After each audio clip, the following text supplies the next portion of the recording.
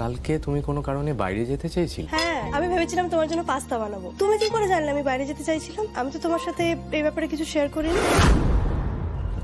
আমি তোমাকে এতটাই ভালোবাসি যে তোমার মনের কথা আমি আগে থেকেই জেনে যাই, সে আমি তোমার কাছে থাকি বা না থাকি।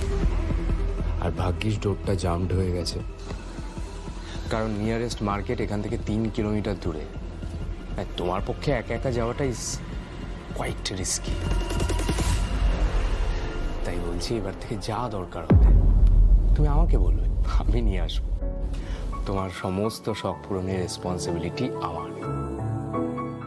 চলো তো দেখি ডিজিটাল লোকে কি প্রবলেম হচ্ছে দেখি, এসো।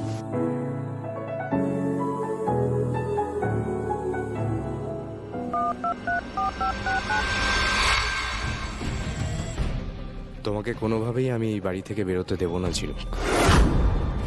তোমাকে নিয়ে আমি কোনো রিস্ক নিতে চাই না।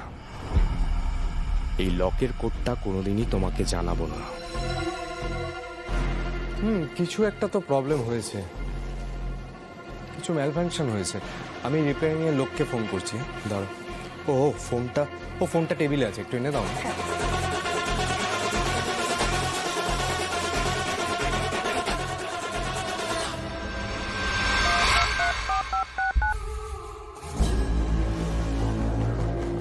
ঝিনুক, ঠিক হয়ে গেছে? আচমকা ঠিক হয়ে গেল কি করে?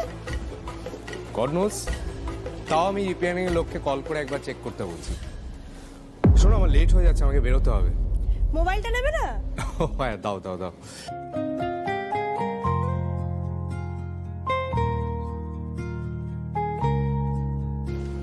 দাও। বাই। Take care. তাড়াতাড়ি আসবে। চেষ্টা করবো।